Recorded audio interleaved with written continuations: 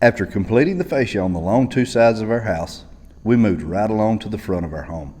This week, we're installing our DIY fascia boards on the gabled end and completing our bird boxes. Also, in true Cajun country fashion, we have to make a trip somewhere on the property, right? So stick with us this week to see how the front of our house turns out and see us take one more step into making this house a home.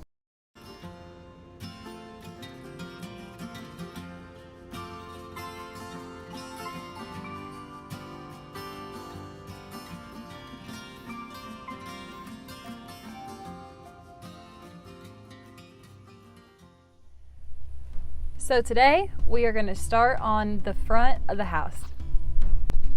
I always feel like we say these things all robotic. Now today, class, we're going to be doing X, and then we're going to be doing Y, and then we're going to be doing Z. What, we don't look like a teacher? My Yeah. Crocs don't scream teacher, do you? I think I'd be like a shop teacher. Oh. I'd be that teacher that like, oh boy, you got a chew in your mouth? I don't care, just don't let me see it. I'll send your butt the principal's office. So we are going to start, like we said, the fascia on this end of the house. It is going to change the whole look of the front. So we thought that the soffit changed the whole front, but wait till you see this. Yep.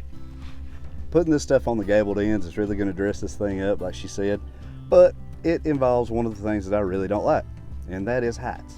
So it's going to be moving a little bit slower than we were on the sides because they were only 9 or 10 foot off the ground. This is going to be a little different, so we're just going to have to work our way through it. It would be really nice if we had a man lift. That we could just park it here and work inside safely inside the basket. But that makes too much sense. So we're going to get our 2 ladders and we're going to start putting this up there, and hopefully it turns out looking great. Y'all keep your fingers crossed.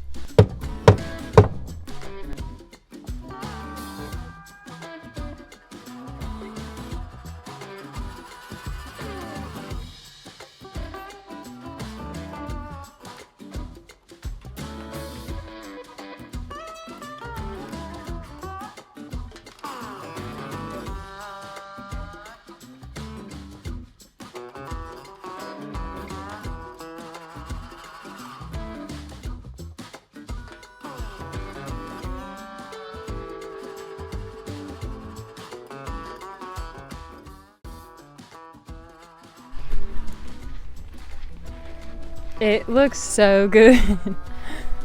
First piece is up. Corner looks good. That corner does look good. A little bit of caulk, a little touch-up paint.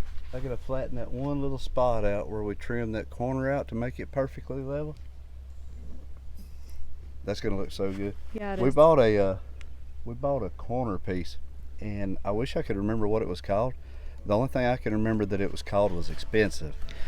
But anyway, it laps this corner, so it actually encapsulates this corner to keep air from catching under the edge of that metal.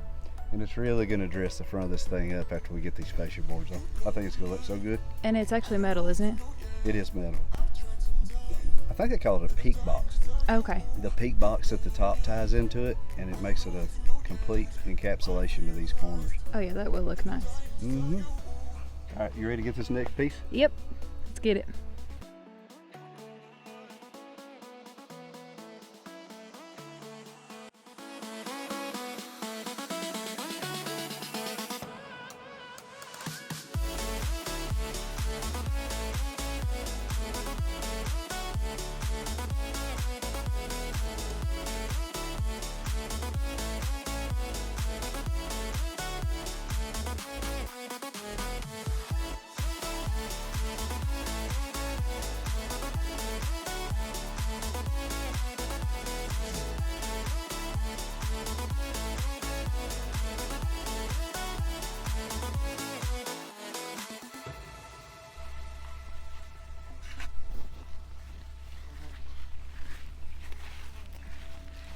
Well, we're on our last piece of fascia for this side of the gable, and I really have no idea exactly what angle. I know about what angle to cut it, but I don't know what angle to cut it to where the gabled components will fit tight.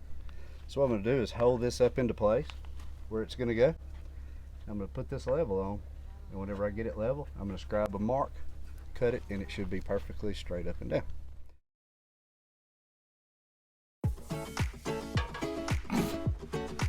Are you not a country dog or what?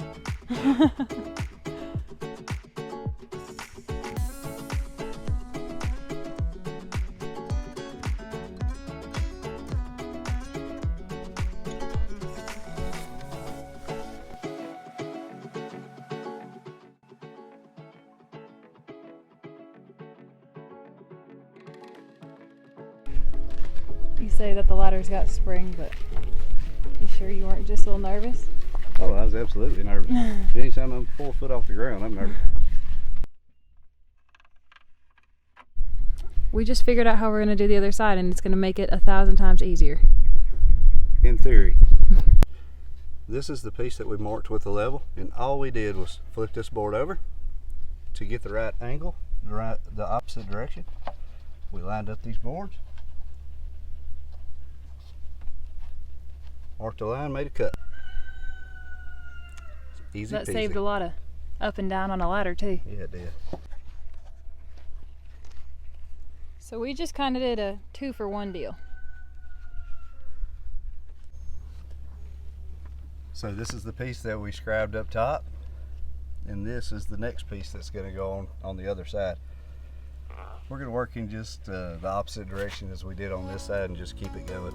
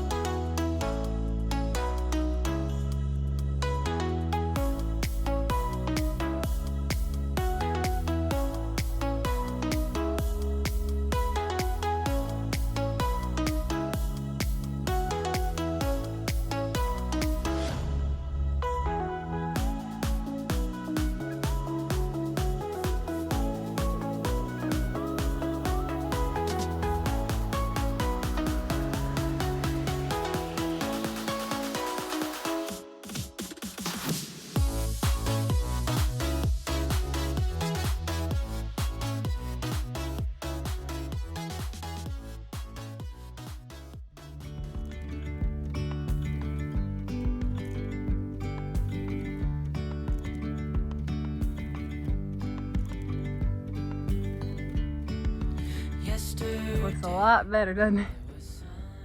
It is hard to describe how much better that made it look. Mm-hmm. Nap time wasn't almost over. I'd be wanting to finish those bird boxes and all that right now. What is it called? Nap time. No. Bird box.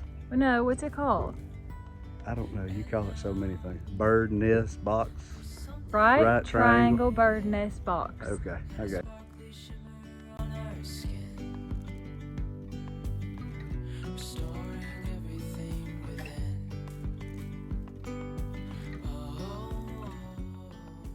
This week's video is sponsored by Dr. Prepare. By integrating advanced thermal and cooling technology with user-centered design, they strive to deliver a wide range of effective DC-powered electric devices for applications in homes, businesses, journeys, and more. Here we have the Dr. Prepare's product, 12-volt, 100-amp-hour lithium battery. This battery is reliable and flexible on storage. Right now, batteries are becoming more critical than ever to pack clean energy generated by solar, wind power, or hydropower systems. With Dr. Prepare, they are proud to stand by you to unbuckle a future of green power. By providing lithium-ion polonium batteries and other lithium battery solutions, they strive to secure green energy transitions that are constantly happening along the journey and at home. These lightweight lithium batteries exceed their heavy lead-acid counterparts by stable charge performance and years of cycle life. Best of all, you can take lithium batteries on the go effortlessly for RVs, marine, off-grid applications, and more. Dr. Repair has a 5-year warranty. With this battery, you can have up to 4 in a series and 4 in a parallel. Also, the 12-volt battery has a 3,000 plus cycle life. Receive an extra 25% off of your lithium battery using the code B25DP. Once again, that's B25DP. Link is in the description. Thanks again, Dr. Prepare, for sponsoring this video. So this morning, we're out here picking some berries, and somebody keeps eating them all. It's going to be hard for us to get a whole bowl full. I know. And a belly full.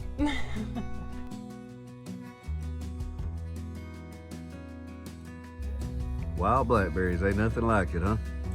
What? I found me a little jackpot spot too. Look, Gus is enjoying it. Gus, what are you doing? Gus, you hot, buddy?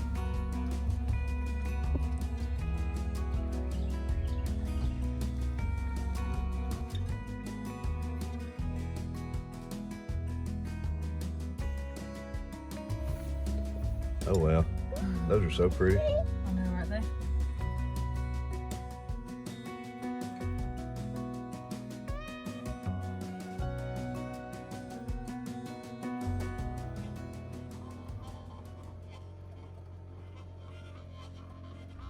Drive-through berry picking. That's right. Jim Wayne, you're very good at picking those blackberries. I'm somewhat of a professional. I've been honing my skills my entire life on finding the elusive wild blackberry. Hey, you know why you can't make a blackberry crumble? I'm dying to hear this one. Because it would be a pie. Jim Wayne. Yes. Why was one berry frustrated at the younger berry? I don't know, why? Because it was an elderberry. I'm just that clever. You don't think I'm that clever? Guess what I am? Very clever. Oh.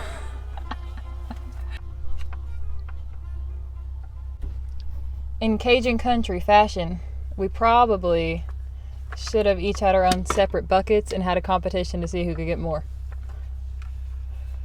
Have you ever seen Rocky? Yeah. You will lose. No, I'm pretty sure I'd win because I'm the one who ends up making the jam and the cobbler. Hey, we was talking about picking. We was talking about berry picking. We wasn't talking about picking and what type of products we were going to produce from the berry. So what we're trying to do is pick them as they turn black. This year we have a bumper crop. I just want to show y'all how many berries are on these vines. All of these are wild blackberries that haven't turned yet.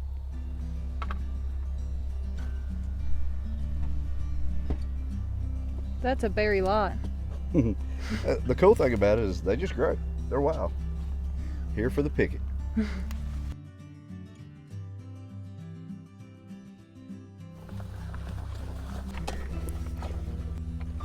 Sometimes when you're picking berries, you got to wear all the appropriate PPE.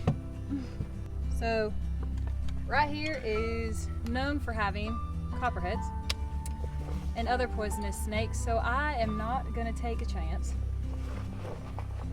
Today is not the day that I would like to go to the hospital, so. I'd be more worried about the thorns on the blackberry bushes than the snakes. Well, Them snakes ain't gonna eat much. just a little bite. All right. They don't even like blackberries. Oh my gosh, you're so right. Yeah, they just like my legs. So this is on a hill, and it's crazy how you can go from one location to another. And like these blackberries are a lot bigger. So let me get a handful and I'll show y'all. See how much bigger those are than the ones that we were picking earlier? Those are really big. I know, and look how many there are. This whole field is just full of berries. I think we might need another container, honestly. We're gonna need a bigger bucket for sure.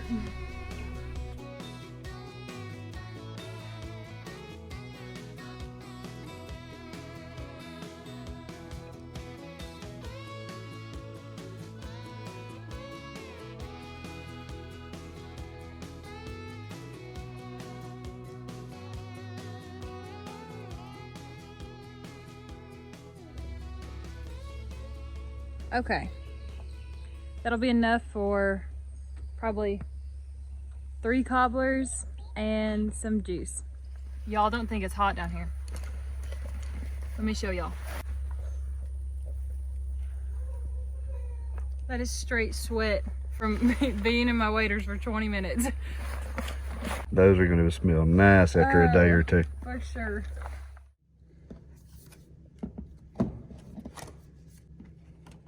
So today my big goal is going to be getting the front of the house sealed up.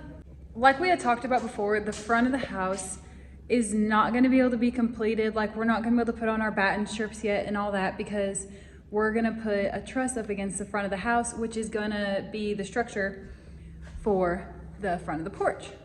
So until we know exactly where that's going to sit, we cannot put the batten strips on, which means that it is not going to be sealed up completely. So If I can get it at least caulked up, that'll save a lot of water damage that could potentially happen. So I'm gonna try and get this done today. I'm gonna caulk up the fascia seams also, and I really need to do that on the 2 long sides that we put that fascia board up last week. So lots of this today gonna be going on, but y'all hang with me and we will get it finished.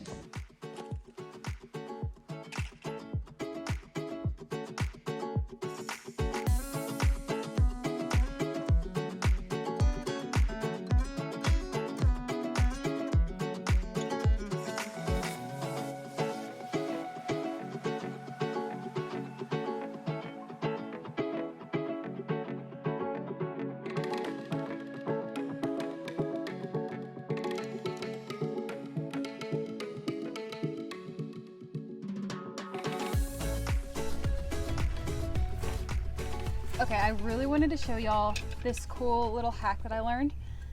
And a lot of people might know this, but I didn't. So I'm gonna go ahead and share it with y'all and hopefully it'll help out.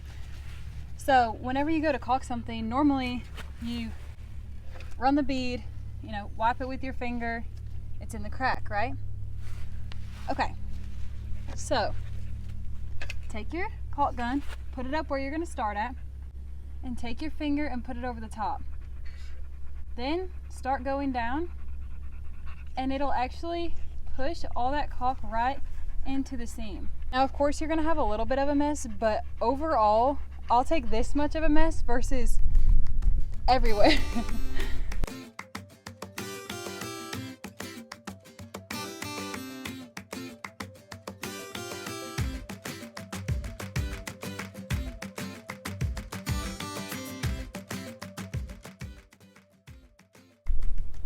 So you can definitely see where I've worked at and where I haven't.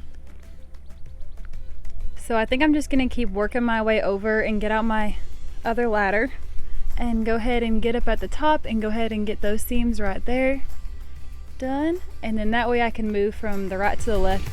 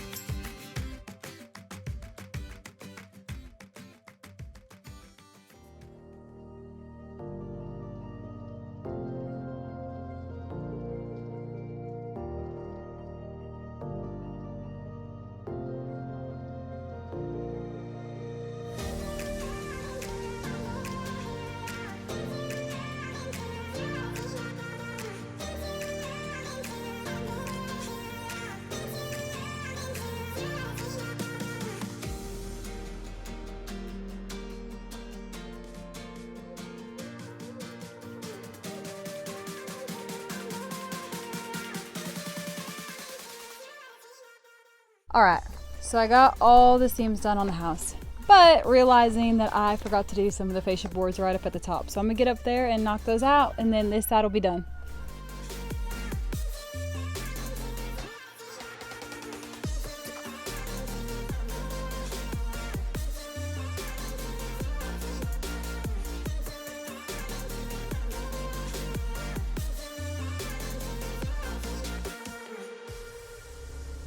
So a crucial part to getting the front of this fascia completed is going to be getting these bird boxes. Did you hear that? These bird boxes completed. Yeah, we don't have much daylight left, so we thought we might could try to get this knocked out anyway. Right. Of course, they won't be painted. You'll have to paint it off the ladder. That's not a problem. Is that all right with you? Fine by me. So what exactly are you doing? Okay, I have to make a triangle here. So I want this at the same elevation all the way across, so I'm using the level to try to maintain a distance here, and I want it to overhang a 1/2 inch. So I'm putting this at the 1/2 inch, measuring it. It's easier said than done, but getting it down to level. It's 8 inches tall. Okay. I hope that it works out the first time. I do too. Wouldn't that be great? It better work out the first time. We only have a few minutes of daylight left.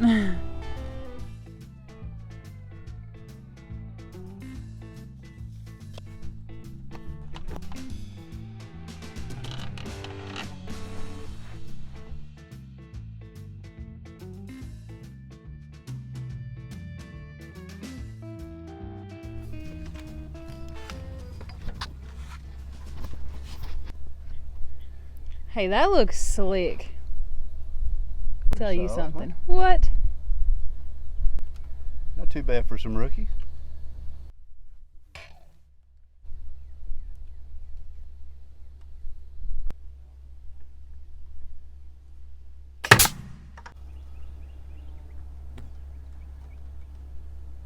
That looks good.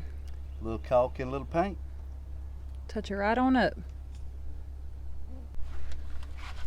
So the last little piece that we have to put in is the very back of the bird box. Now don't get all nervous, the supervisor's watching you.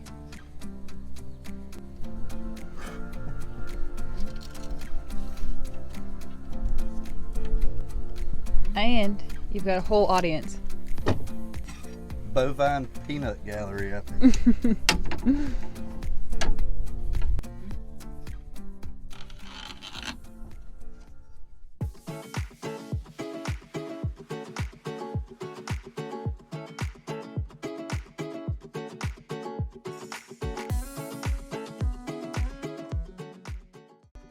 There's like just a hint of a breeze, and it is just beautiful outside. Yeah, it beats that 96 degrees that it was earlier. Absolutely.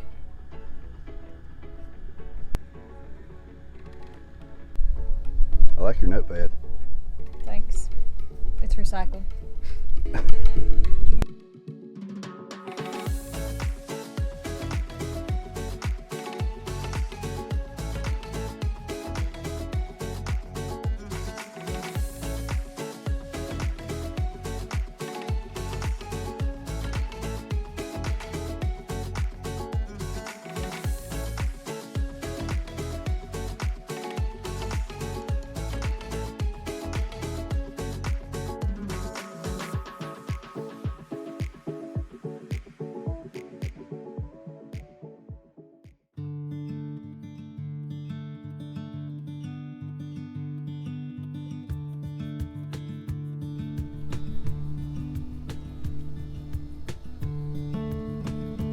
One more step completed, and we have just enough light to be able to go feed the fish. Oh yeah, that sounds good.